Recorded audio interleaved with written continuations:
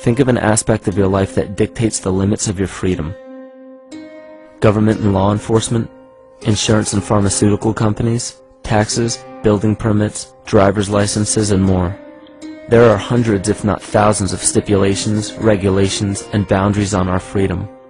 And out of the ones that were just mentioned, how many have you researched to find out whether they apply to you or not? Let's look at the forms of law that we currently acquiesce to.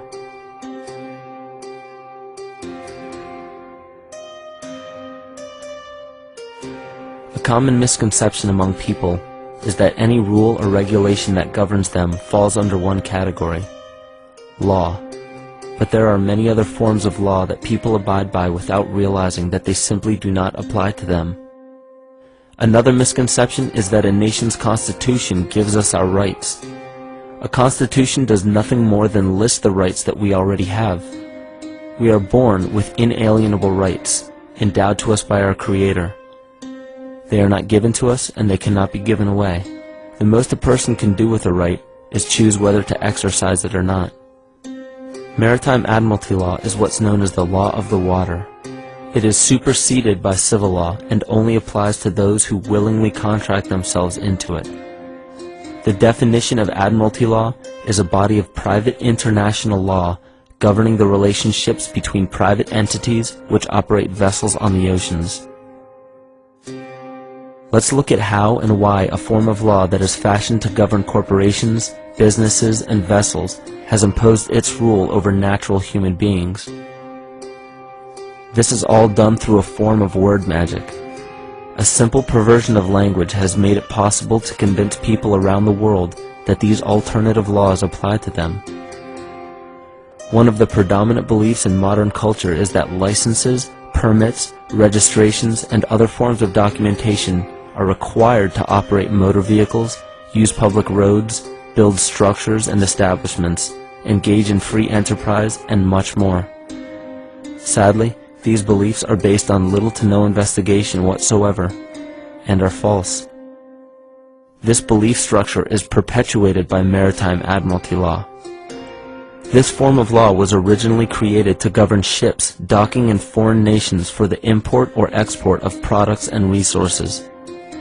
It deals with banking and merchant affairs, not civil affairs. When a product is taken off of a ship and brought into a foreign land, that nation takes custody of the resource and accounts for it with a certificate. That certificate marks the birth date of that product in the custody of the respective nation. Think of why it is supposedly required to have a certificate of live birth in the first place. The Barron's Dictionary of Banking Terms defines a certificate as a paper establishing an ownership claim. So right there, we notice that everyone with a birth certificate is defined as being owned. People are used as collateral with other nations because the U.S. is bankrupt. The United States declared bankruptcy on March 9th of 1933. At this point, the U.S. began taking out loans from a private, non-government affiliated corporation called the Federal Reserve. With no money to pay back the loans, the United States began using the citizens as collateral. All birth and marriage certificates are literally warehouse receipts. Just look at the similarities of warehouse receipts and birth certificates. Both document the date of issue, a serial number, registration number or receipt number, a description of the product, and an authorized informant to notify the appropriate government agency. With all of this information being readily available, the majority of people are unaware of their involvement with maritime admiralty law. This is possible through the manipulation of language. This admiralty law changed the meaning of the word person from a natural living person to a corporation. Driver's licenses, vehicle registrations, auto insurance forms, building permits, gun permits, work permits, tax filing documents, birth and death certificates, traffic citations, and many other forms of documentation that were once believed to be absolutely necessary only apply to persons or corporations. Upon signing such a legal document, You are indirectly waiving your rights under the Constitution and lowering your status to that of a corporation that is created with the same exact name as you. The only way to reconcile your true name from the name of the corporation is to take notice that the corporation has its name in all capital letters. This is known as capitis diminutia maxima. You may take notice that your driver's license, birth certificate, social security card, insurance cards, and more use all capital letters to legally represent the corporation with your name, not you. The corporation is known as an artificial person, whereas you, the human being, are known as a natural person. This deception goes even deeper when it comes to the courts that we attend. When showing up to court, you will notice that there are seats for witnesses behind a wooden fence or barrier. The defendant must cross through the entrance to the other side of the barrier where the plaintiff and judge sit. This act symbolizes the boarding of a ship. At this time, business can be conducted in maritime admiralty law.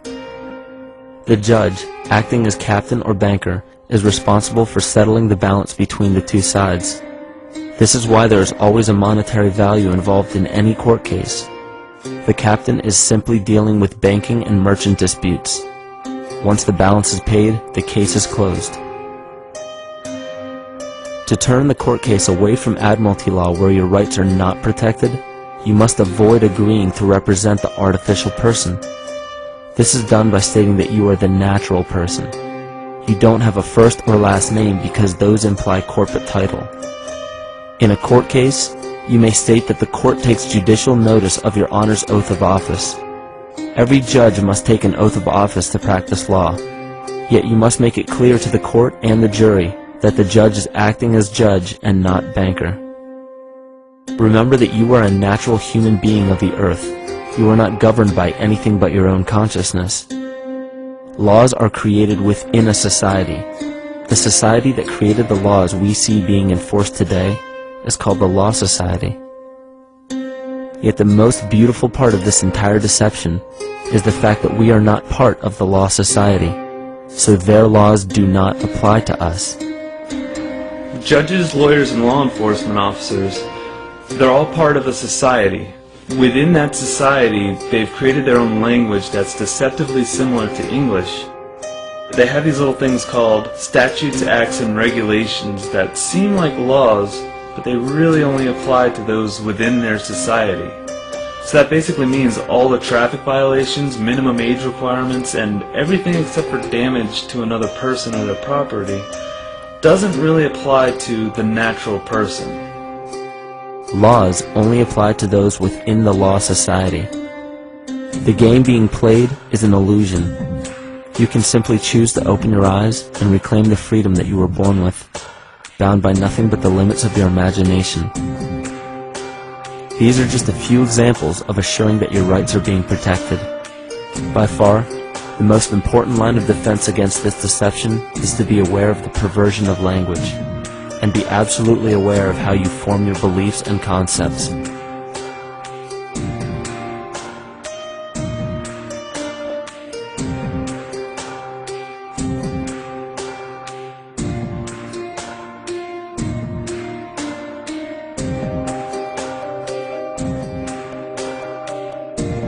In all forms of the perversion of language, there is a mirror reflection of this in the microcosm of the psyche.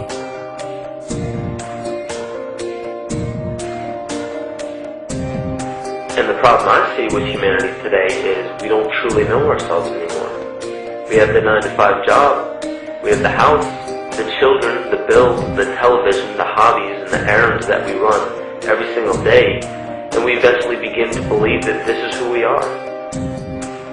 But who are we beneath the job title, beneath the status of mother or father, theist or atheist, Republican or Democrat, black or white, man or woman? Who are we?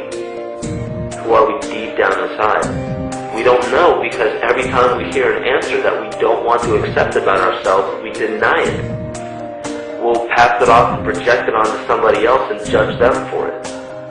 This is repression. And we see what repression can do to us on an individual level, but what about on a collective level of humanity? What happens when the whole world refuses to see what they truly are on the inside?